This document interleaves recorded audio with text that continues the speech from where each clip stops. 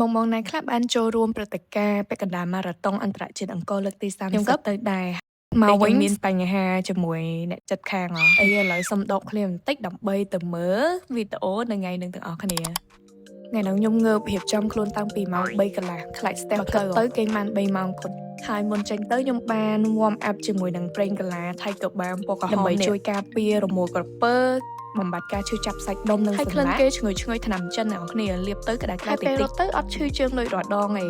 ឡូវរៀបចំចេញទៅហើយនេះផ្លាក់លេខ3ខ្ញុំមកមកដល់ភ្លាមមានអារម្មណ៍ថារំភើបបើពេលហ្នឹងខ្ញុំសម្រេចចិត្តថាអត់មកដឹងតែស្ដាយរត់នៅណាមាន sunrise ស្អាតដូច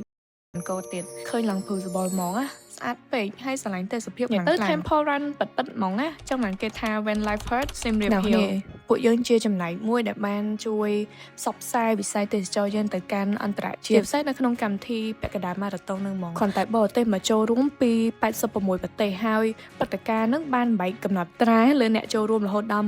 16000ចឹងបានឆ្នាំហ្នឹងរត់ទៅរៀងស្ទះបន្តិចប៉ុន្តែ organizer គាត់បាន update map road សម្រាប់កម្មវិធីលើកក្រោយហើយអញ្ចឹងអត់មានបញ្ហាកកស្ទះចឹងទេសម្រាប់ខ្ញុំរត់ជាប្រចាំ10គីឡូហ្នឹងនៅមានការចុករយតិចៗអញ្ចឹងសម្រាប់ beginner អាចចុករយច្រើនជាងខ្ញុំអ្នកនរនេះអាចប្រើកាអៀតថៃក៏បានតិចដើម្បី recovery after run ខ្ញុំបានប្រើកាអៀតថៃក៏បានតិចនេះបងកុំភ្លេចមើលរបៀបបិទណាកុំឲ្យខុសហើយកាអៀតនឹងដែរមានបច្ចេកវិទ្យា hydrogel ដែលងុំបានយូរសម្រាប់ការឈឺចុករយថ្មីឬក៏របួសក្រិចថ្លោះដោយសារការលេងកីឡាហើយបិទជាប់ល្អបកមកអត់ឈឺអត់ដោយរោមអីទេនេះថៃក៏បានជាផលិតផលរបស់ប្រទេសមានលក់លើទីផ្សារទូទាំងពិភពលោកជាង100ឆ្នាំហើយសម្រាប់អ្នកលេងកីឡាខ្ញុំ recommend មែនតើឲ្យមានថៃក៏បាននៅជាប់ខ្លួនទៅព្រោះខ្ញុំឃើញ the different ណាពេលដែលខ្ញុំប្រើទៅគឺខ្ញុំអត់មានបញ្ហាឈឺសន្លាក់ឬក៏ចុកសាច់ដុំដូចមុនទេវីដេអូខ្ញុំមានតែប៉ុណ្្នឹងទេហើយអរគុណថៃក៏បាន sponsor ខ្ញុំនៅក្នុងកម្មវិធីនៅជួបគ្នាក្នុងកម្មវិធីលើកក្រោយទៀត